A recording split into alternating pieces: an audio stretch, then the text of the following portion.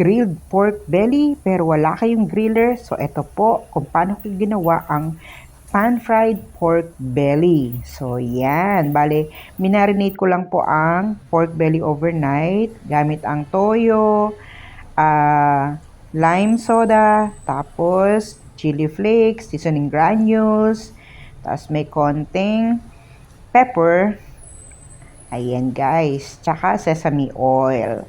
So yan po. Ito naman yung pang basting. Yan, para habang iniihaw natin, papahira natin yan. So ang ginamit ko lang dyan ay ketchup at saka ang sesame oil din.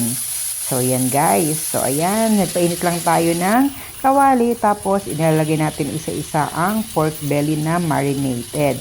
So yan, habang nakalagay yan dyan, papahiran lang natin sila ng basting sauce. So, ayan guys. Ganyan lang po. Dire-diretso lang na ganyan. Tapos, pag medyo golden brown na, baliktarin na natin.